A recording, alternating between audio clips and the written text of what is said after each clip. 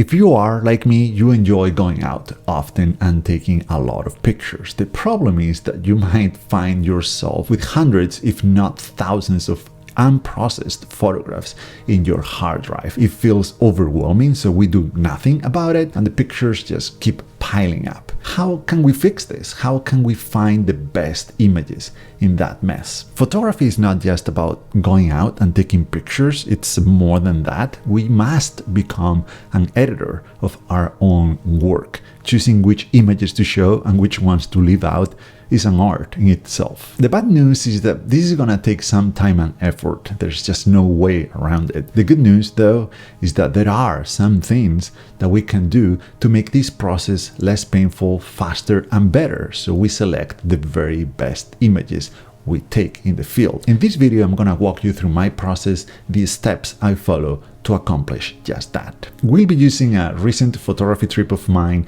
to illustrate this process because I got some 800 photographs in just under 3 hours. But hey, it was a beautiful sunrise, the low fog was rolling in very fast and it was revealing all sorts of images. The whole landscape would change in a matter of seconds, and this is how I ended up with so many shots. You see, I've been waiting for a morning like this for a while now. I was hoping to capture the very top of the Golden Gate Bridge towers above a sea of clouds, and I can say that I finally got it. Well, actually, I got dozens and dozens of slightly different variations of the same compositions.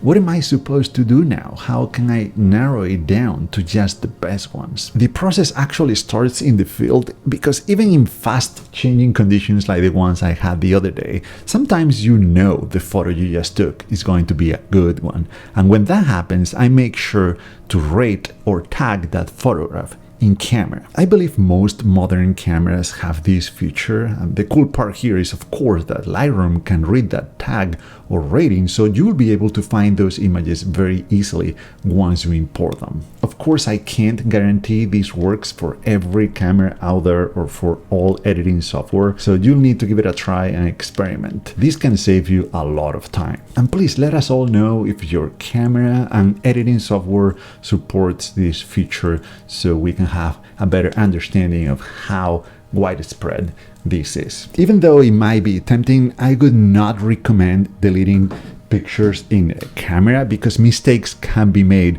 especially under pressure, and we might delete the wrong photo. There is nothing worse than that. In my opinion, it's better to discard the bad ones later when we have more time, and this way we spend as little time looking at the screen as possible, paying attention to whatever is in front of us instead. Do it as soon as possible. Don't let those images sit in your memory card or hard drive for too long. Go through them while the excitement is still there and you have a clearer and fresher understanding of what you were trying to do in the field. I know that it can feel a little bit overwhelming, but if you wait, they'll start to pile up really quick and the whole thing will become even more overwhelming. A little bit every day can go a long way. It adds up over time, and it goes both ways, by the way, whether we leave it for another day or we do it ASAP. My process comes down to doing multiple passes. We are gonna go through our images multiple times, and here we need to trust our instinct and not overthink too much. So if an image impacts you emotionally, if you have a strong reaction to it, it's likely you want to keep. So tag it. With every pass, we need to narrow down that selection significantly. I know it's hard, but you need to choose, because if I select 600 out of my 800 photographs, we're gonna be here forever. We're not deleting anything here yet, so don't worry and get that number down. Remember that it's very important to take frequent breaks in between passes to keep your eyes fresh and rested. Now we need to act on those images. Up until here, we were letting our gut make the call, but now that we have narrowed it down to a more manageable amount, we are going to start post-processing those images and analyzing them. It is now that we might notice some flaws or problems with the pictures that we didn't notice before. Maybe some of them are slightly out of focus, or perhaps we find some objects that made it into the frame, a few frames, without us even noticing. For example, when I was taking these photos, I was so focused focused on the buildings sticking out that I totally missed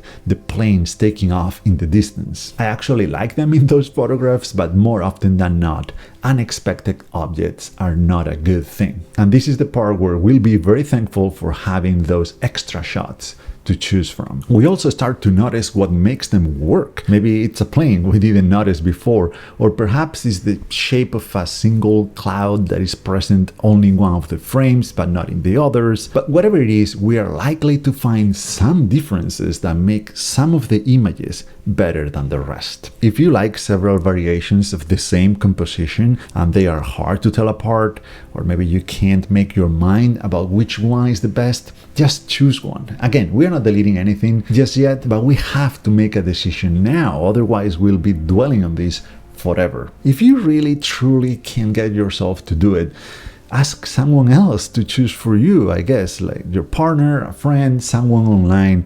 But really, it's very important to just choose one. So after a few passes and just in an hour of work in front of the computer, I went from 800 photographs to just 6 images that I really love. This one shows a path in the marine headlands leading to the Golden Gate Bridge in the fog, with a nice addition of the Salesforce building in the background on the top left. This is one of the Sutro Tower above a sea of clouds. Again, the Salesforce building above the clouds, but this time we can see what's below that fog, the dark ocean and a boat passing by. This is one of my favorites. This is a different composition showing the bottom of the tower, the top, and the Sutro Tower in the background. I like all the different layers and how it shows just enough that you know what you're looking at, but nothing else. And this is the image that I had in mind for this photography trip. One of the bridges towers sticking out through the fog. This is a 30-second long exposure, so there is a nice motion to the fog too. So now I can show them around, I can share them online,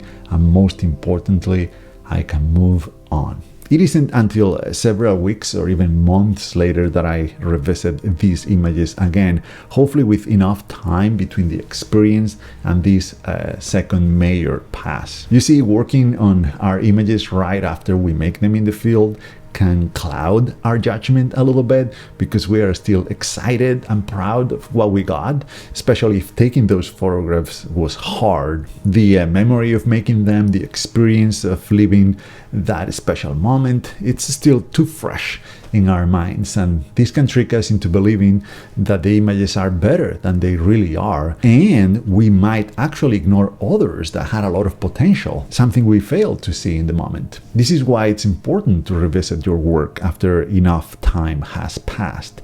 This is when I start deleting files left and right. If I didn't like a photograph months ago and I still don't like it now, I think it's time to let it go. There's one last use I give those photographs though before deleting them. I include them in my contact sheets, which I upload to Patreon so you all can see my process, but I also print them out into physical books. I have a couple volumes here from 2022 with pretty much every photograph I took in that year.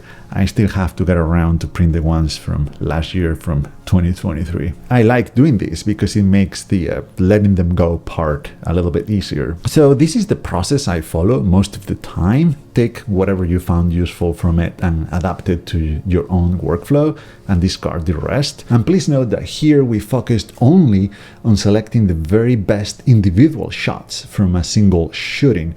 If we are selecting images for a book, a magazine, or anything that might require telling a story through a sequence of images, the process will be a little bit different, but that's for another day. As we saw, this process takes time and effort, and even though it might not be as attractive as other steps of the creative process, it's still very much part of it. We took the time to go out there and take the photographs. Now we have to narrow them down. We'll be diving much deeper into this topic, into the editing process, over on the Patreon page this week. Joining our community there is the best way to support my work, so please consider doing so by following the link in the description. Today I like to highlight the photography of Michael Hutt, a fellow photographer from Ireland. While he does have some color images, I'm more drawn to his beautiful monochrome work.